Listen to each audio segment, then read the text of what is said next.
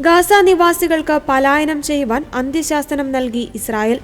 Gaza നഗരത്തിൽ താമസിക്കുന്നവർ ഉടൻ തെക്കൻ ദേശത്തേക്ക് പലായനം ചെയ്യണമെന്നും നിർദ്ദേശം പാലിക്കാതെ നഗരത്തിൽ തുടരുന്നവരെ ഭീകരവാദികളായോ അനുഭാവികളായോ കണക്കാക്കുമെന്നും പ്രതിരോധ മന്ത്രി ഇസ്രായേൽ കാറ്റ്സ് അന്തിമ മുന്നറിയിപ്പ് നൽകി. ഗാസ നഗരത്തിന് നേരെയുള്ള സൈന്യത്തിന്റെ ഉപരോധം കൂടുതൽ ശക്തമാക്കുകയാണെന്നും ഹമാസ് പ്രവർത്തകരെ ഗാസ സിറ്റിയിൽ ഒറ്റപ്പെടുത്തുവാനുള്ള അവസാന അവസരമാണിതെന്നും ഇസ്രായേൽ കാറ്റ്സ് പ്രസ്താവനയിൽ പറഞ്ഞു. തെക്കൻ ഗാസയിലെ താമസക്കാർക്ക് വടക്കൻ പ്രദേശത്തേക്ക് പ്രവേശിക്കുവാനുള്ള അവസാനത്തെ വഴിയും അടയ്ക്കുകയാണെന്നും IDF അറിയിച്ചു. അൽ റഷീദ് സ്ട്രീറ്റിലൂടെയുള്ള വടക്കൻ മേഖലയിലേക്കുള്ള ഗതാഗതമാണ് സൈന്യം അവസാനിപ്പിക്കുന്നത്.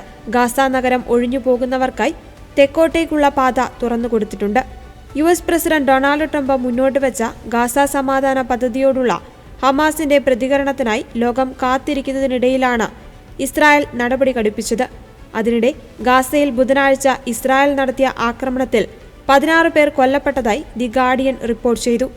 ഇസ്രായേൽ പ്രതിരോധ സേന ഗാസ നഗരം വളയുന്നതിന് അടുത്തെത്തിയെന്നും താമസക്കാർക്ക് പലായനം ചെയ്യുവാനുള്ള അവസാന അവസരമാണിതെന്നും എന്നാൽ ഇസ്രായേൽ ചെക്ക് പോസ്റ്റുകൾ വഴി കടന്നുപോകേണ്ടി വരുമെന്നും പ്രതിരോധ മന്ത്രി ഇസ്രായേൽ കാറ്റ്സ് വ്യക്തമാക്കി.